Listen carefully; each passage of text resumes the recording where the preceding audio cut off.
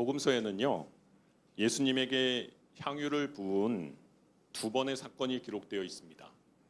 첫 번째는 마태, 마가, 요한복음에 기록되어 있는 베다니 문둥병자 시몬의 집에서 일어난 마리아의 이야기이고요. 그 나머지 하나가 오늘 우리가 읽은 본문에 기록된 것처럼 갈릴리 지역에서 재 많은 여인과 바리새인 시몬의 이야기입니다. 그러니까 오늘 우리가 읽은 이 얘기는 향유를 부은 이야기인데 누가복음에만 기록된 얘기입니다. 제가 이 얘기를 굳이 얘기하는 것은 같은 얘기를 우리가 착각을 많이 하기 때문에 시작부터 말씀을 드리는 겁니다. 다른 얘기입니다. 한 바리새인이 예수님을 식사 자리에 초청하면서 오늘의 이야기가 시작됩니다. 그 바리새인의 이름이 시몬이라는 것은 40절에 예수님이 시몬아 하고 부르셨기 때문에 그의 이름이 밝혀집니다. 복음서를 보면은 예수님은 세리와 창녀든 죄인들의 친구라고 불리셨는데, 그래서 죄인들과 많이 어울리신 것 같은데, 또 보면은 바리새인과 부자들의 식사 초대 자리에도 예수님은 참석하신 내용들이 많이 있습니다. 예수님의 행동에는 사람들의 시선에 대한 꺼리낌도 사회적인 편견도 전혀 느낄 수가 없습니다. 그 이유를 예수님이 말씀하시는데 누가복음 5장에서 이렇게 얘기하십니다. 건강한 자에게는 의사가 쓸데없고 병든 자에게야 쓸데있으니 내가 의인을 부르러 온 것이 아니라 죄인을 불러 회개하게 하기 위해서 왔노라. 바리새인들 앞에서 예수님이 응답하신 이 말씀은 예수님은 죄인이 있는 곳엔 어디든 가시며 하나님 앞에서는 누구든 죄인이라는 것을 선포하신 것입니다. 그런데 이제 오늘의 문제는 시몬이 예수님을 초대했지만 정작 주인으로 손님을 환대하는 예의를 지키지 않은 데 있습니다. 고대 근동에서 주인이 이제 손님을 초대하면 세 가지 행해야 되는, 손님에게 접대해야 되는 행동이 있는데, 먼저 손님의 발을 씻을 물을 주든지 종을 통해서 손님의 발을 씻겨주는 겁니다. 왜 그래요? 먼지가 많은 땅을, 이렇게 메마른 땅을 다니다 보면은 발에 온갖 더러운 게 묻기 때문에 그렇습니다. 그것을 샌들을 신고 다니니까 얼마나 막 더러운 게 많이 묻겠습니까? 그래서 식전에 반드시 발 씻는 물을 내주어야 합니다. 둘째는 손님에게 환영의 의미로 주인이 입을 맞추는 것입니다. 이것은 초청받은 손님에 대한 환대의 표시이고 주인과 처음 대면하는 시간이죠. 그리고 마지막 최상의 격식은 머리에 기름, 감람유를 붓는 것입니다. 기름을 머리에 부으면 그 기름의 냄새로 식욕을 촉진하고 또 그 향기로 인해서 심적 상태가 편안함을 지니게 되는 것이죠. 그런데 이 모든 이 세 가지, 손님을 초대하고 주인이 마땅히 행해야 할 세 가지의 행동들을 시몬은 예수님에게 제공하지 않았던 것이죠. 아마도 예수님은 가만히 있었지만 제자들은 그 모습을 보고 속에서 우라통이 터졌을 겁니다. 우리나라 대통령이 어디 가서 갈시 받고 오면은 안에서도 우리가 막 욕하지만 밖에 나가서 갈시 받고 오면은 그거는 못 참죠. 국빈 대접을 받고 오면은 그래도 우리가 대접받는 것 같고 그런 느낌이 있는데, 이 당시 제자들의 느낌이 어땠을지는 뻔한 얘기입니다. 저도 만약에 그런 상황이었으면 빨리 어떤 조치를 취해라 이렇게 얘기를 했을 것입니다. 그런데 그때 그 동네에서 재 많은 여인이라고 표현되는 여인이 오늘 본문에 등장하지요. 여기서 재 많은 여인은 갈레산 창녀를 지칭합니다. 사회적 낙인이 찍힌 여인, 존경은커녕 사람들에게 손가락질을 받고 사람들의 모멸감과 사람들의 비난을 받는 그런 여인이 사람들이 많이 모인, 심지어 바리새인으로 유명한 시몬의 집까지 온 것은 매우 이례적인 사건입니다. 평소에 자신을 바라보던 경멸의 눈초리에 모멸감이 심했을 텐데도 그 여인은 그 자리에 나타난 것입니다. 한번 여러분 생각해 보십시오. 세상이 아니라 교회에서도 누가 나를 싫어하는 기색을 이렇게 보이면은 어떻습니까? 그 사람을 만나러 가고 싶습니까? 안 갑니다. 또 혹여나 그 사람이 뒤에서 나의 뒷얘기를 하고 다닌다는 얘기가 내 귀에 들리면 그 사람을 저 앞에서 봐도 바로 돌아서 가는 것이 인지상정이죠. 근데 그 당시 바리새인들은 창녀를 대놓고 경멸했습니다. 그 앞에서 저주의 말을 퍼부었다는 것이죠.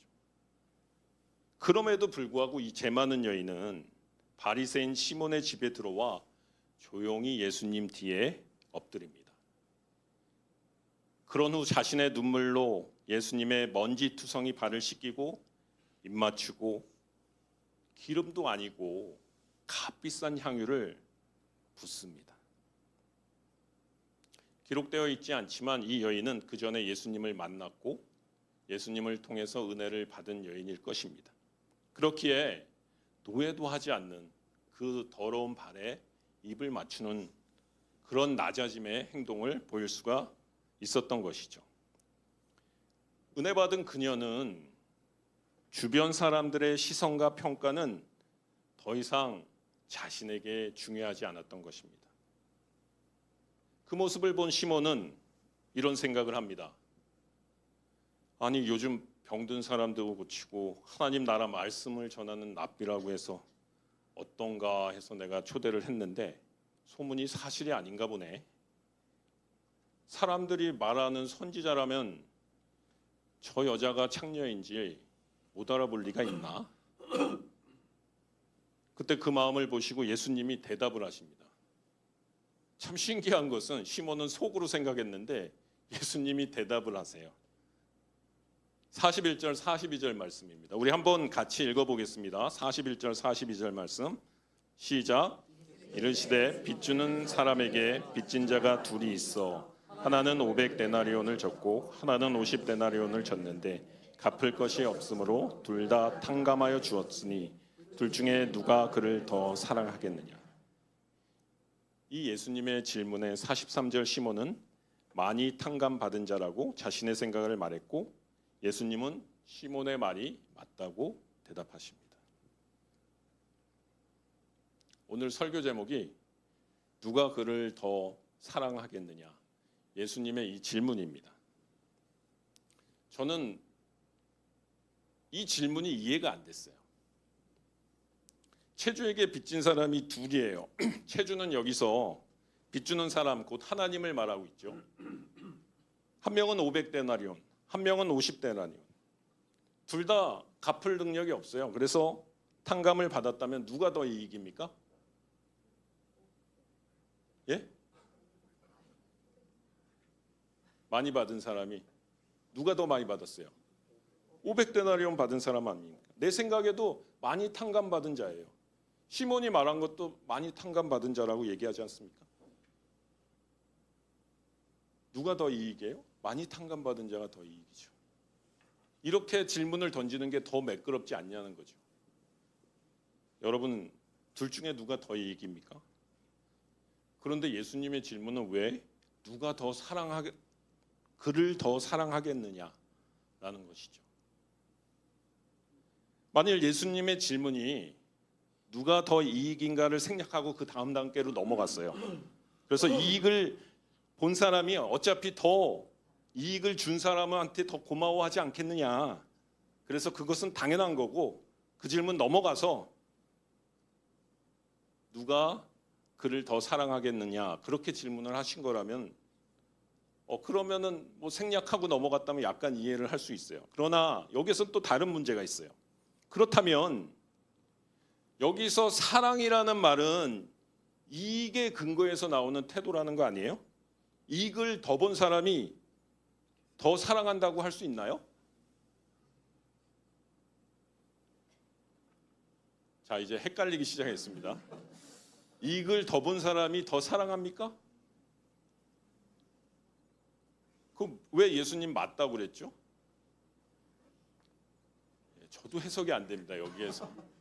그래가지고 이리저리 계속 읽어봤어요. 그러다 어느 순간 저는 깜짝 놀랐는데요.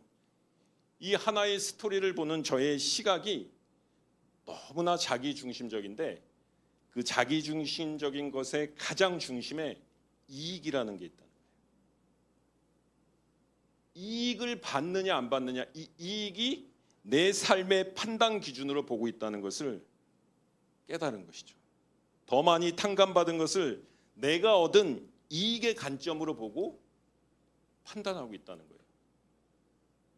아마도 바리새인 시몬도 예수님의 질문의 의도를 깊이 생각하지 않고 내 생각에는 많이 탕감받은 자가 더 이익이라고 생각하고 답을 했을 것입니다. 그런데 질문은 뭐예요? 누가 그를 더 사랑하느냐예요. 누가 더 이익을 받느냐가 아니라 누가 더 그가 누굽니까? 하나님이죠. 체주죠. 탕감시켜준 자를 사랑하겠느냐.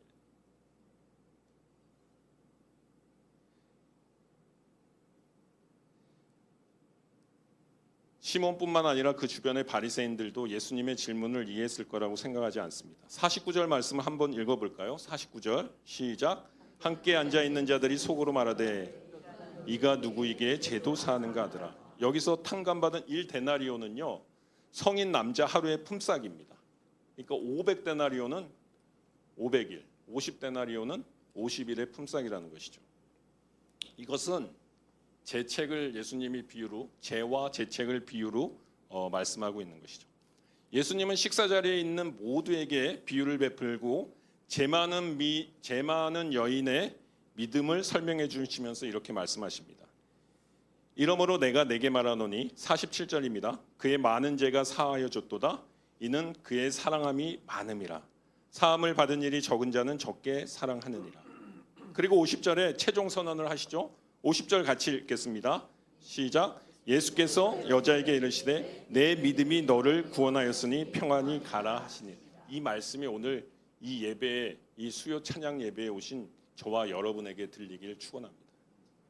예수님은 비유를 통해서 갚을 능력이 없는 자들의 데나리온을 탕감해 주시는 하나님의 은혜를 설명하고 있어요. 여기에서 갚을 능력이 없는 사람들이 중요한 거예요. 갚을 능력이 없는 사람들. 500데나리온, 50데나리온이 중요한 게 아니라 갚을 능력이 없는 사람들이에요.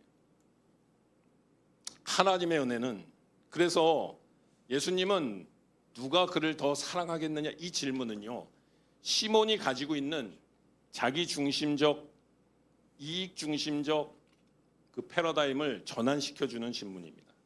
하나님의 은혜는요 이 자기중심적인 관점으로 바라보면은 이해할 수가 없습니다. 이해가 안 됩니다. 하나님이 베푸시는 은혜는 우리를 하나님을 사랑하는 관계로 인도하세요. 그것은 자기중심적 관점에서 이익을 얻는 가정이 아닙니다. 그 은혜는 사랑으로 하나님과 관계 맺게 하는 거예요.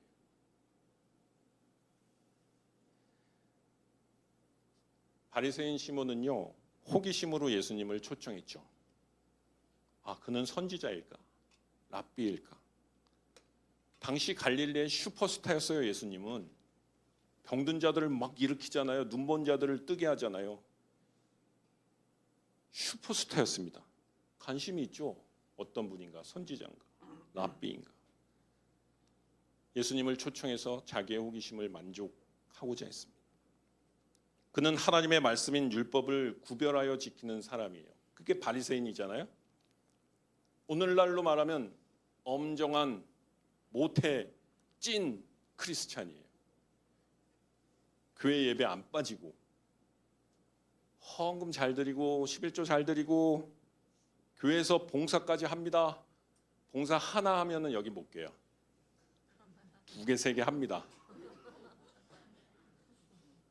특히 수요 예배 꼭 나오는 사람일 겁니다. 그런데 그의 모습은 어떻습니까, 여러분? 표리부동합니다. 우리가 39절, 49절 보면요. 40절에 시몬아 내가 너에게 할 말이 있다. 예수님이 부르니까 시몬이 네 선생님 말씀하세요 그러는데 39절에 뭐라고 그랬는지 알아요? 그 여인을 보고서 야, 이 사람은 선지자도 아닌가 봐. 속으로. 그러니까 속과 겉이 같아요? 완전히 다릅니다. 표리부동합니다. 이 시몬은. 그리고 죄 많은 여인을 정죄하는 태도를 보이죠. 오늘날 청년들이 교회를 떠나는 이유 1위가 무엇인지 압니까? 교회에서 성장한 교회 학교를 나온 청년들이 대학에 들어가서 교회를 떠나가는 비율이 한 70% 정도 된다고 합니다. 선교단체에서 그 대학생들을 그 중에서 이전에 신앙을 가졌던 청년들이 왜 교회를 떠나는지 그 조사를 했는데요. 뭐 다양한 이유들이 뭐 많이 있겠죠. 근데 제가 충격받은 건 놀라운 거는요. 그들이 한 이유 중에 이게 있어요. 더 이상 연극을 하고 싶지 않다. 교회를 떠나는 이유가. 모태신앙의 경우는 부모님의 표리부동한 모습에 질렸다고 합니다. 교회에서의 모습과 가정에서의 모습이 다른 거예요. 말하는 행동이 너무나 다른 것입니다. 그래서 그것이 마치 연극을 하고 있는 것 같은 그런 느낌을 받았다는 겁니다. 입술로 사랑을 말하지만 철저히 자기 이익을 따라서 살아가는 모습이라는 거예요. 다 맞지는 않겠지만 좀 마음이 너무 아프더라고요. 수업 시간에 이제 이 얘기를 들었거든요. 이 선교 시간에 이제 들었는데 얼마나 울었는지 모릅니다. 왜요? 제 삶이었기 때문에. 그게 제가 500데나리온을 탕감받은 사람이라는 것을 알았기 때문에 울었습니다. 500데나리온을 탕감받았지만 50데나리온을 탕감받은 것처럼 생각하고 살았어요. 스스로 괜찮은 사람으로 생각하고 그 근거를 종교적인 행위에 뒀어요. 나는 교회 다니잖아. 나는 헌금하잖아. 나는 봉사도 하잖아. 나는 순장이잖아.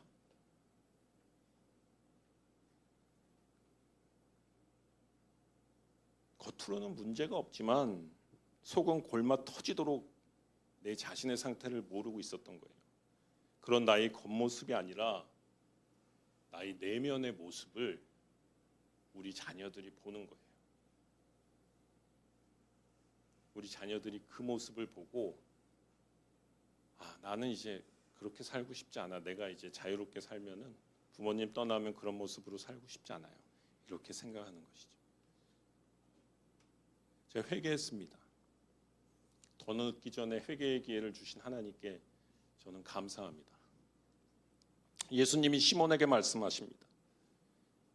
내 말이 옳다. 그래, 너 잘하네.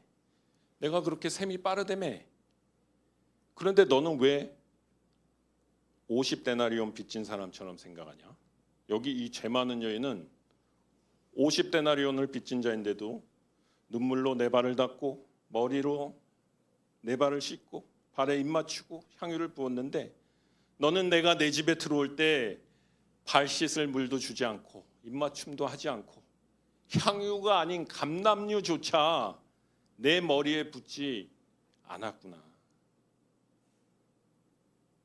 시몬은 500데나리온 빚진 자임에도 자신을 50데나리온 빚진 자로 생각했습니다. 47절에 예수님이 말씀합니다.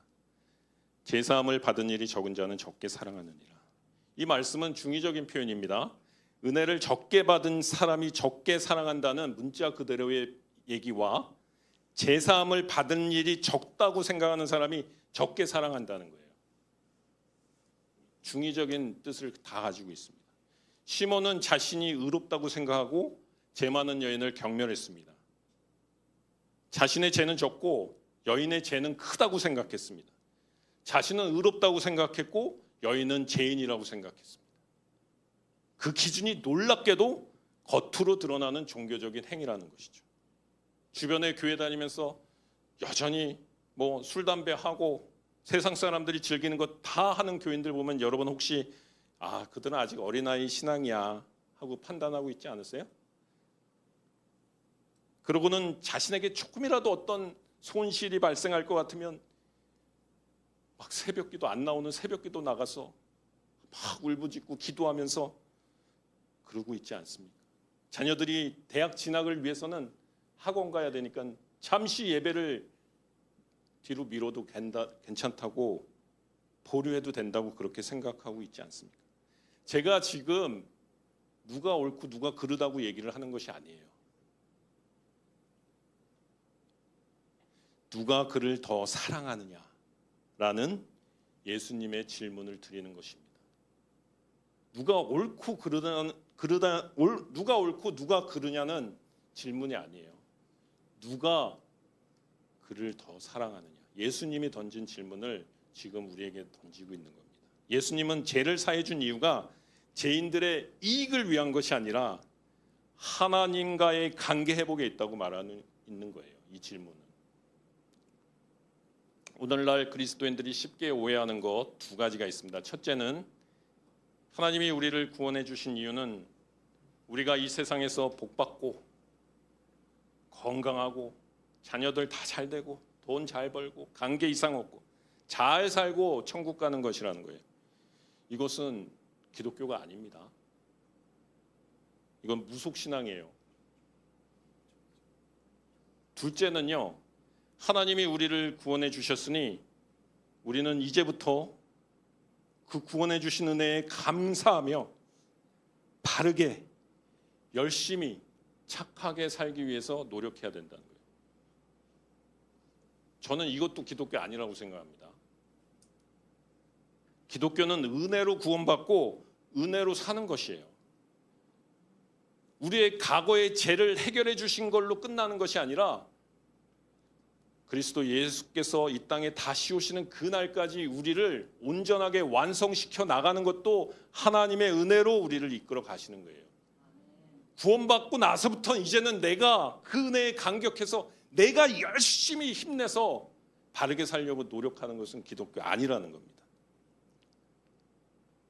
은혜로 구원받았으니 자기 노력과 의지로 사는 것은 아니에요. 사도 바울이 유대인들에게 말하는 호소입니다. 은혜로 시작해서 율법으로 마치려고 하는가?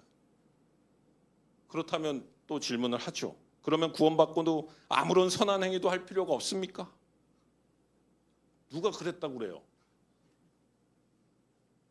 성경은 이 질문에 대한 답으로 우리에게 딱 한마디, 성령으로 살아라. 믿는 신자들 안에 영원히 계시는 성령 하나님의 인도하심을 따라 사는 것입니다.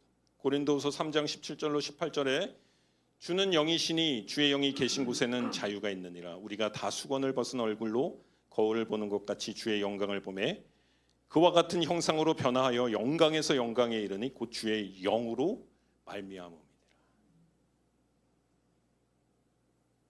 성경은 우리가 주의 영으로 성령을 따라 살라고 얘기합니다. 그러니까 우리가 선을 행하는 것이 아니라 성령을 따라 우리가 살아가면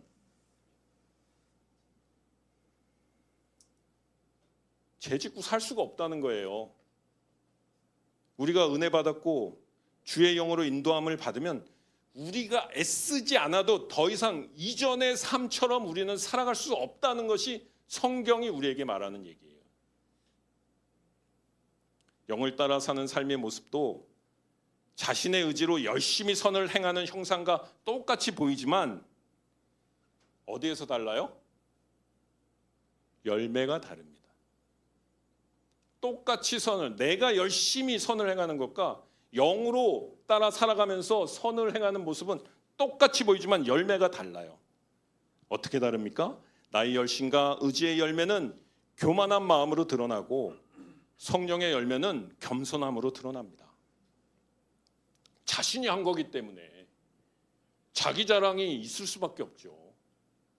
그런다 내가 한 게 아니면은 자기 자랑이 있을 수가 없습니다. 그게 열매고 결과예요. 똑같이 드러나는 결과지만 다릅니다.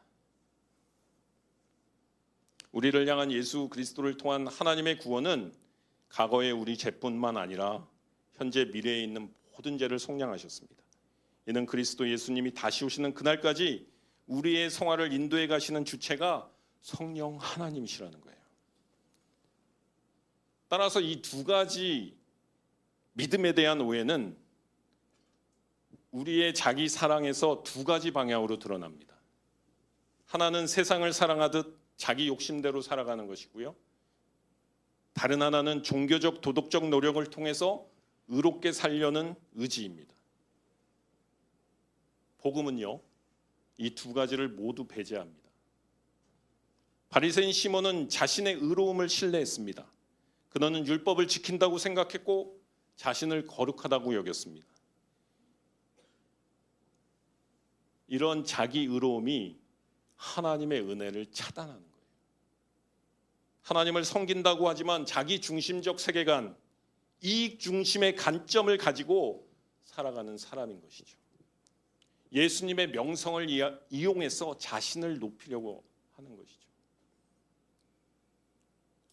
종교 철학자 찰스 테일러는 불안한 현대 사회에서 불안의 근원에는 개인주의와 자기중심성이 있다고 말합니다. 신성한 질서들의 요구를 거부하고 개인주의를 추구하기 때문에 결국 자기 자신에게만 현대인들은 초점이 맞춰진 삶을 살아가게 되고 그런 사회가 되어서 그런 사회는 삶의 의미를 잃어버리게 된다고 말하고 있습니다. 삶의 목적과 의미를 상실한 사회는요, 개인의 이익이 모든 판단의 기준이 되는 사회입니다. 지금 우리가 살고 있는 사회가 그런 사회 아닙니까? 이런 사회는 불안을 양산하고 그 결과로 드러난 현대 문화는 물질주의와 소비주의라는 거예요. 이는 항상 관계를 이익 기준으로 보고 상대한다는 거예요. 내가 사람을 만나도 도움이 돼? 그러면 만나고 도움이 안 되면 안 만나는 거예요. 모든 것들이 나의 판단 기준이 이익 기준이 되는 사회라는 거예요. 그 때문에 현대인들은 항상 친밀한 관계에 목말라 하면서도 서로에 대한 헌신은 원하지 않습니다. 헌신하지 않고 어떻게 친밀함을 얻을 수가 있습니까? 요즘 젊은 청년들이 남녀 간의 서로 관계는 원하지만 결혼은 원하지 않는다고 해요. 헌신하지 않는 거예요. 복음은 이런 사회에 질문합니다. 예수님은 하나님을 갈구하지만 하나님에 대한 헌신이 없는 바리새인 시몬에게 자기 중심적인 시야에서 벗어나 사랑의 관계로 시선을 옮기도록 질문하시는 거예요. 이 질문이. 초점을 자신에게서 하나님에게로 돌리라는 것입니다. 누가 그를 더 사랑하겠느냐라는 그 질문은 자기 중심적 관점, 이익의 관점으로 세상을 바라보는 우리들에게 하나님의 관점, 그리고 사랑에 기초한 관계로 전환하라는 요구입니다. 기독교는 누가 옳은가, 누가 더 성취했는가, 누가 더 헌신했는가의 문제에 답하는 것이 아니라 누가 더 사랑하는가에 답하는 종교예요. 제 많은 여인은 더 많이 용서받았다는 것을 알았기에 더 많이 사랑할 수 있었습니다. 그녀는 깨달았습니다. 그녀는 용서받기 위해, 은혜 받기 위해 그 헌신의 자리로 나온 것이 아니에요. 이미 예수님을 통해서 은혜를 받았고 모든 죄를 용서받았음을 알았기에 사람들의 정죄와 비난이 더 이상 두렵지 않았던 것입니다. 자신에게 새로운 삶의 목적과 가치를 안겨주신 예수님 앞에 자신의 모든 인간으로서의 존엄성을 내려놓을 수 있었던 것이에요. 이것이 사랑입니다.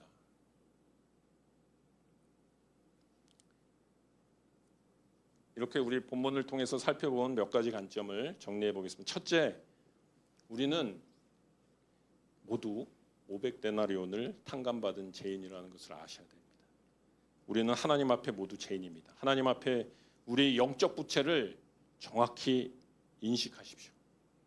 500데나리온입니까? 50데나리온입니까? 하나님께 더 사랑받고 싶으세요? 여러분 몇 데나리온이에요? 그래도 난 50데나리온이야. 500데나리온입니다, 여러분. 자신의 죄의 무게를 가볍게 생각하지 마십시오. 왜냐하면 자신이 죄인임을 아는 사람만이 그 죄인을 향하신 하나님의 형언할 수 없는 사랑의 넓이와 길이와 높이와 깊이를 알기 때문입니다. 우리는 스스로 조금도 의로움이 없다는 것을 인식할 때 그 죄인을 사랑하신 하나님의 사랑과 은혜가 내 안에 충만함을 경험하게 되는 것이에요. 예수님은 죄 많은 여인을 받으셨습니다. 그녀를 인정하셨어요. 그 사랑을 보고 그녀의 믿음을 인정하셨습니다. 하나님이 죄를 알지도 못하신 이를 우리를 대신하여 죄로 삼으신 것은 우리로 하여금 그 안에서 하나님의 의가 되게 하려 하심이다. 이 하나님의 의가 뭐예요? 예수 그리스도 아닙니까?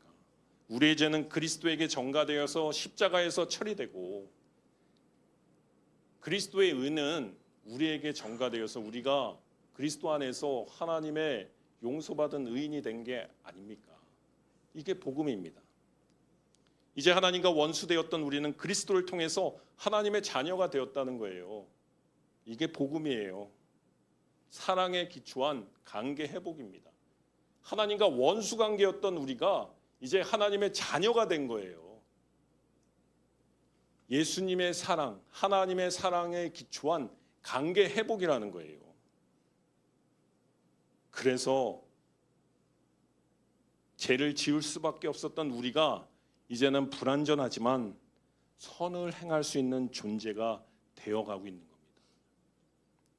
그래서 죄 많은 여인은 자신의 모든 것을 헌신할 수 있었고 시몬은 여전히 형식적이고 의무적인 행동과 믿음으로 자신을 드러낼 수밖에 없었던 것입니다.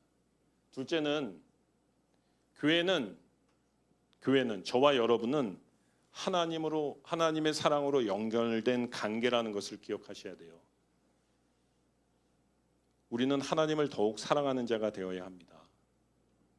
사랑은 관계예요, 여러분. 사랑은 뭐 뜨거운 거예요? 뜨거운 건 핫팩이고요. 사랑은 관계입니다. 하나님은 그 사랑의 관계로 우리를 초대하신 거예요. 삼위일체 하나님은 그 사랑으로 하나의 본질을 이루신 하나님이십니다. 그 관계로 우리를 초대하시는 거예요. 누가 그를 더 사랑하겠느냐? 사랑을 받은 자가 사랑을 합니다. 죄인을 사랑하시고 죄인을 위해 독생자를 보내신 하나님의 사랑을 깨닫는 자가 하나님을 사랑하고 그분의 말씀에 순종하여 이웃을 사랑하게 되는 것이죠. 여러분, 사랑으로 연결된 관계는 뭔지 아세요?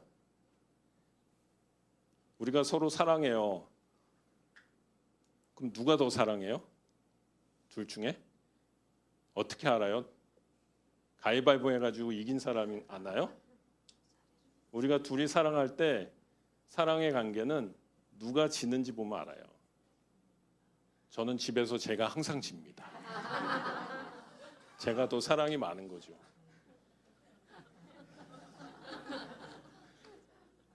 사랑하면 약해집니다. 사랑하는 사람은 그 사랑하는 대상에게 약자가 됩니다. 여러분, 왜 이렇게 눈에 불을 켜고 이기려고 그러세요? 자식 이기는 부모 있습니까? 왜 없어요? 누구보다? 부모가 더 사랑하기 때문에 지는 거예요. 그렇게 태어나는 것이 아니라 더 사랑하기 때문에 그렇게 되는 겁니다. 사랑한다는 것은요, 여러분, 사랑합니다 함부로 말하지 마세요. 사랑합니다 이것은요, 제가 손해볼 겁니다 이 얘기예요. 우리 만날 때마다 제가 손해봐요 이 얘기예요. 여러분, 사랑은 손해보는 것입니다. 그래서 우리는 항상 덜 사랑하기 위해서 애써요. 관계에서 덜 사랑하려면요, 내가 의롭다는 것을 증명해야 합니다. 세상은 내가 더 의로워야 더 가지고 이익을 취할 자격이 주어진다고 생각합니다. 그래서 무엇이 옳은지 주장하고 내 생각이 맞고 그렇게 생각하는 것이 타당하다고 끊임없이 외치는 거예요. 집에서도 연습하고 밖에 나가서 끊임없이 내가 옳다고 우리가 주장하는 거예요. 왜? 사랑하지 않으려고. 내가 손해보지 않으려고. 안간힘을 씁니다. 너가 날 더 사랑하는 것이 옳다. 적어도 너는 이만큼 나한테 해야 해. 내 할 일은 내가 제대로 해야지. 왜? 네가 그 일 못하면 내가 손해거든. 이것은 내가 덜 사랑하겠다는 선언입니다. 내가 의롭다는 선언이에요. 우리는 우리가 무슨 자격이라도 있다는 듯이 그렇게 생각하고 행동합니다. 시몬은 자신이 옳다는 것을 지키는 데 집중했어요. 하지만 여인은 사랑의 헌신에 집중했습니다. 참된 신앙은 자신의 행위에 있는 것이 아니라 하나님의 은혜에 대한 신뢰에 있기 때문에 그렇습니다. 마지막으로 모든 것은 은혜로 시작하고 은혜로 마친다는 것을 기억하십시오. 교회에서 봉사하고 섬기고 헌신하는 모든 행위는 너무나 귀합니다. 그러나 그 동기가 무엇인지 스스로 우리는 돌아봐야 됩니다.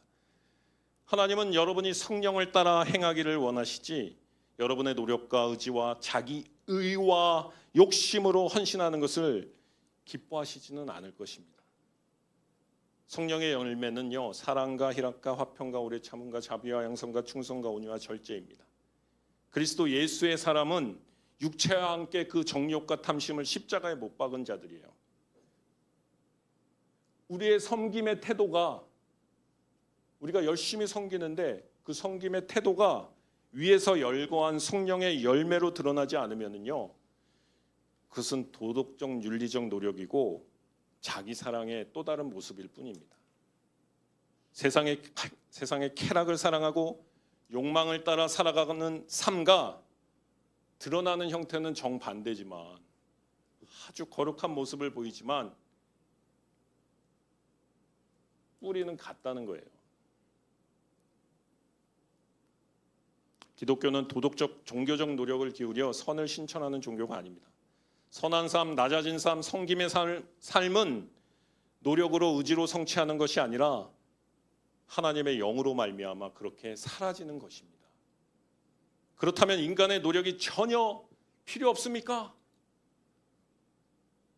네, 극단적으로 말하면 저는 그렇다고 말하고 싶어요. 오늘 우리는 선을 행하지만 우리의 노력과 의지로 행하는 것이 아닙니다. 그게 어떻게 가능해요? 지금 뭔 소리 하는 거예요? 그럼 내가 안 해요? 예수님께서 얘기하시죠. 예수님께서 그들을 보시며 이르시되 사람으로는 할 수 없으나 하나님으로는 다 할 수 있느니라. 요한복음에 보면 니고데모가 예수님을 찾아와서 사람이 어떻게 엄마 뱃속에 갔다가 다시 나올 수 있어요? 그랬더니 예수님이 니고데모한테 얘기합니다. 육으로 난 것은 육이요 영으로 난 것은 영이니 내가 내게 거듭나야 하겠다는 말을 놀랍게 여기지 말라. 바람이 임의로 불매 내가 그 소리는 들어도 어디서 와서 어디로 가는지 알지 못하나니 성령으로 난 사람도 다 그러하니라. 너희 안에 착한 일을 시작하신 이가 그리스도 예수의 날까지 이루실 줄을 우리가 확신하노라. 빌립보서 1장 6절의 말씀. 다 뭐예요? 그리스도의 삶은 은혜로 시작해서 은혜로 살고 은혜로 끝마치는 겁니다. 거기에 내가 개입되는 것은 바로 자기 의예요. 하나님 중심이 아니라 내가 중심이 되는 거예요. 말씀을 정리하겠습니다. 우리 중 누가 시몬이고 누가 재 많은 여인입니까? 누가 500데나리온 빚진 자고 누가 50데나리온 빚진 자입니까?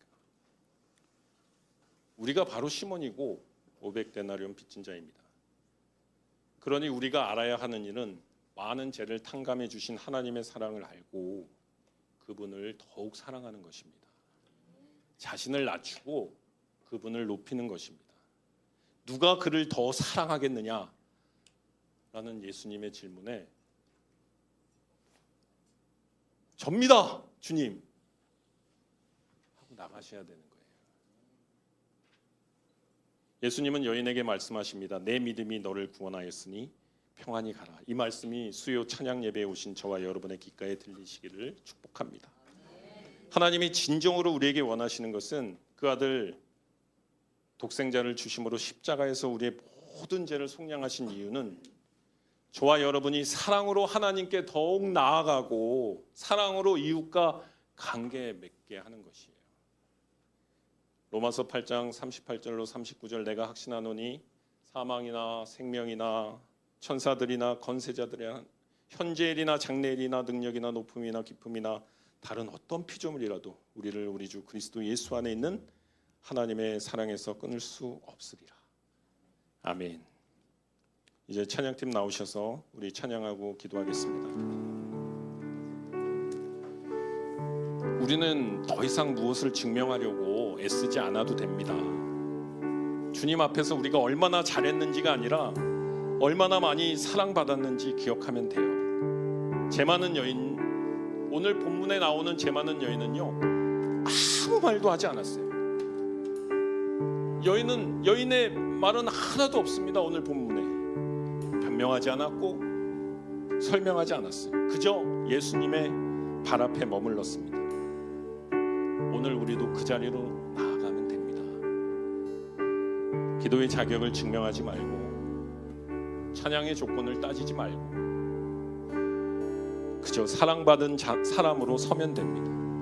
지금 우리가 이제 부를 찬양은요 내가 주님을 얼마나 사랑하는가를 고백하는 노래가 아니라 주님의 사랑이 오늘도 나를 숨쉬게 한다는 고백이에요. 주님의 사랑이 오늘도 우리를 숨쉬게 하고 오늘도 우리를 다시 살게 합니다. 주 사랑이 나를 숨쉬게 해. 이 찬양으로 주님께 나아가도록 하겠습니다.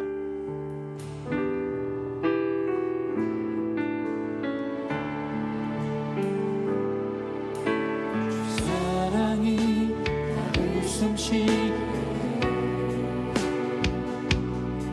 세상 그 어떤 어려움 속에 주 은혜로 나를 돌보시며 세상 끝날까지 지켜주시네. 주 사랑이 나를 이끄시네. 내가 갈 수 없는 그곳으로 주의 사랑 나를 붙드시며 세상 끝날까지 인도하시네. 주님만이 내 아픔 아시며 주님만이 내 맘 어루만지네. 어느 누구도 나를 향하시 주님의 사랑을 끊을 수 없네. 주님만이 내 능력이시며 주님만이 나의 구원이시네. 어느 누구도 나를 향하시 주님의 사랑을 끊을 수 없네. 오늘 예수님은 저와 여러분에게 질문하십니다. 누가 그를 더 사랑하겠느냐? 이 질문은 지식의 문제가 아니에요. 정답을 맞히는 질문도 아니에요. 이 질문은 우리의 자리를 드러내는 질문입니다. 우리는 흔히 스스로 50데나리온 빚진 사람으로 여기며 살아갑니다. 나는 그래도 이 정도면 했지. 나는 저 사람보다 낫지. 나는 꽤 신앙생활 잘하고 있지. 그러나 예수님 앞에 서면, 하나님 앞에 서면 우리는 모두 500데나리온 탕감받은 사람입니다. 숨쉬는 것부터 믿음으로 살아가는 오늘까지 모든 것이 은혜였음을 고백하지 않을 수가 없습니다. 제 많은 여인은 자신의 자리가 어디인지 알았어요. 그래서 계산하지 않았고 따지지 않았고 비교하지 않았습니다. 그녀는 사랑했습니다. 사랑받았다는 사실 하나로 충분했기 때문입니다. 반면 시몬은 예수님을 초대했지만 자신을 내려놓지 않았어요. 예수님을 판단했고 여인을 정죄했고 은혜를 관계가 아닌 자기의의 기준으로 바라보았어요. 사랑하는 성도 여러분, 오늘 우리는 어느 자리에 서 있습니까? 예수님 앞에서 우리는 여전히 자신을 증명하려 애쓰고 있지는 않습니까? 사랑받기 위해 더 잘하려 하고 용납받기 위해 더 의로워지려고 하지는 않습니까? 그러나 복음은 말합니다. 우리는 사랑받았기 때문에 사랑하는 사람들입니다. 우리는 용서받았기 때문에 낮아질 수 있는 사람들입니다. 예수님은 오늘도 말씀하십니다. 내 믿음이 너를 구원하였으니 평안히 가라. 이제 그 음성 앞에서 우리는 더 이상 자신을 붙들지 않아도 됩니다. 더 이상 옳음을 증명하지 않아도 됩니다. 더 이상 덜 사랑하기 위해 애쓰지 않아도 됩니다. 우리 말씀을 기억하면서 주여 은혜를 주옵소서 이렇게 한번 외치면서 말씀을 기억하며 기도하며 나아가겠습니다. 주여 은혜를 주옵소서. 사랑의 하나님 아버지 감사합니다. 오늘 이 시간 하나님 제 많은 여인에게 하나님이 주신 그 은혜를 우리가 기억하기를 그 은혜가 우리 은혜가 되기를 아버지 앞에 간구하며 나갑니다. 아버지 우리가 시몬이었음을 고백합니다. 500데나리온 아버지 탕감받은 자가 50데나리온 탕감받은 자처럼 아버지 내 안에 선한 것이 있는 것처럼 마치 내가 마땅히 그러한 대접을 받는 것이 당연한 것처럼 생각하며 살아갔습니다. 그러나 나에게는 탕감할 능력이 하나도 없는 자였으며 500데나리온이나 50데나리온이나 모든 것들이 하나님 앞에서는 죄인의 모습이었음을 아버지 하나님 오늘 말씀을 통해서 깨닫습니다. 아버지 내가 나의 의의 옷을 벗고 하나님께 나아가는 예수님의 옷을 입기를 원합니다. 예수 그리스도를 통해서 내게 주어진 하나님의 은혜를 옷 입기를 원합니다. 아버지 내가 옳게 살려고 하고 내가 애쓰고 내가 무엇인가를 이루고 그것이 나의 의가 되고 나의 노력이 되고 나의 보상이 되는 삶이 아니라 하나님이 은혜로 내게 주어주신 그 모든 것들을 받아들이고 그 모든 것들로 아버지 살아갈 수 있는 삶으로 변화되기를 원합니다. 하나님 도와주시옵소서. 하나님 도와주시옵소서. 아버지 하나님 오늘 하나님 앞에 간절함으로 주님의 사랑을 아버지 하나님 바라며 나가는 모든 성도들에게 아버지 하나님 은혜를 부어주시옵소서. 누가 더 사랑하게 되냐 말씀하시는 그 말씀 주여 제가 주님 더 사랑하겠나이다. 주여 제가 여기 있나이다 고백하며 손들고 나갈 수 있는 우리 한국 성도님들 받을 수 있도록 도와주시옵소서. 거룩하신 아버지 하나님 감사드립니다. 아버지 하나님 주님의 그 사랑으로 우리가 너무 주님의 은혜로 더 나가게 하여 주시옵소서. 은혜로 시작하여 율법으로 마치는 자가 아니라 은혜로 시작하여 은혜로 마칠 수 있도록 아버지 하나님 도와여 주시옵소서. 거룩하신 주님 도우시고 도와여 주시옵소서. 할렐루야 거룩하신 주님 도와여 주시옵소서. 할렐루야 거룩하신 주님 감사드립니다. 우리 다시 한번 기도하겠습니다. 여인은 사랑을 받았고 그 사랑으로 헌신의 자리로 나아갔습니다. 은혜 받은 저와 여러분이 나아갈 헌신의 자리는 어디입니까? 우리 가정 아닌가요? 아내로 남편으로 아빠로 엄마로 아들로 딸로 사랑의 자리가 어디예요? 낮은 자리입니다. 약해지는 자리예요. 그 자리로 나아가야 되지 않겠습니까?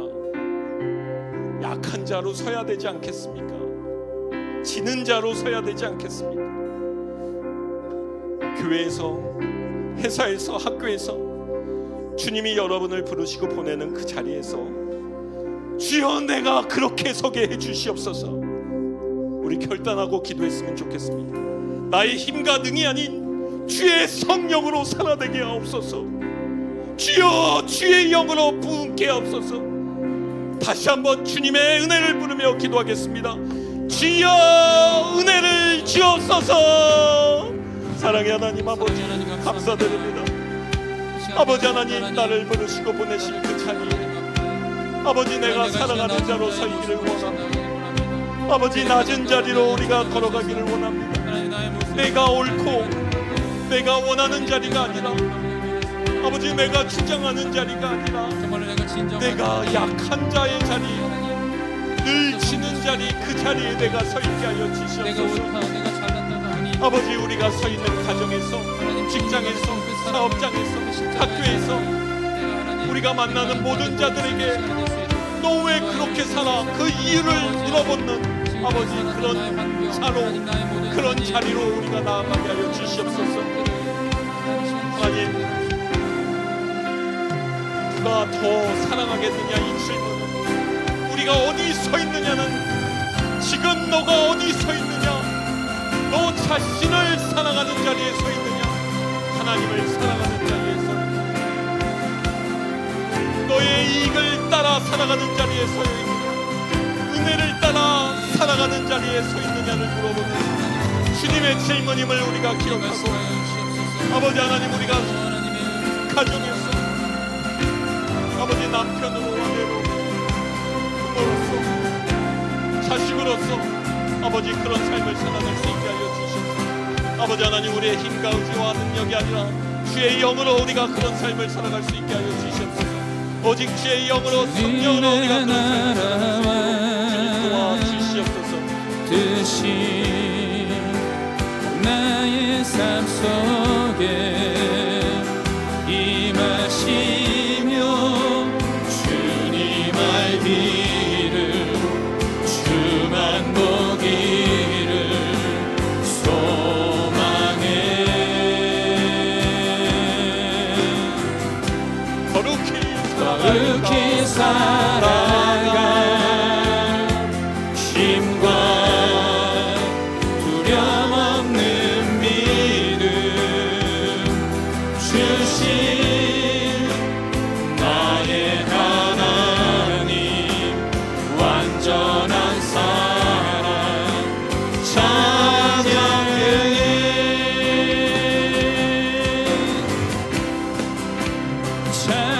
찬양하리 만군의 주 영원히 함께 하시네. 존귀하신 사랑의 왕 영원히 통치하시네. 주님의 나라와 뜻이 나의 삶 속에 임하시며 주님 알기를 주만 보기를 소망해.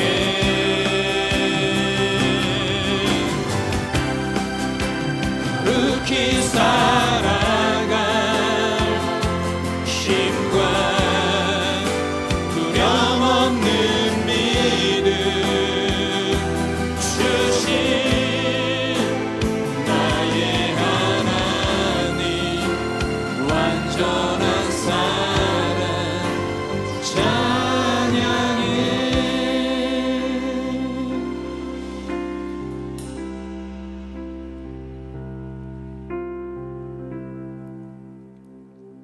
주님, 우리가 시몬처럼 겉으로는 주님을 초대했지만 마음으로는 여전히 주님을 판단하며 살았음을 고백합니다. 주님, 우리가 500데나리온을 탕감받고도 50데나리온 빚진 자처럼 살아왔음을 용서해 주옵소서. 우리의 의를 내려놓게 하시고 우리의 계산을 멈추게 하시고 우리의 중심을 다시 사랑으로 돌이켜 주옵소서. 주님, 사랑받았다는 사실 하나로 충분한 믿음을 주옵소서. 사랑받았기에 낮아질 수 있는, 약해질 수 있는 자유를 주시옵소서. 사랑받았기에 손해볼 수 있는 용기를 주옵소서. 내 믿음이 너를 구원하였으니 평안히 가라. 이제 주님의 사랑 안에서 자유롭게 살게 하여 주시옵소서. 예수 그리스도의 이름으로 기도합니다. 아멘.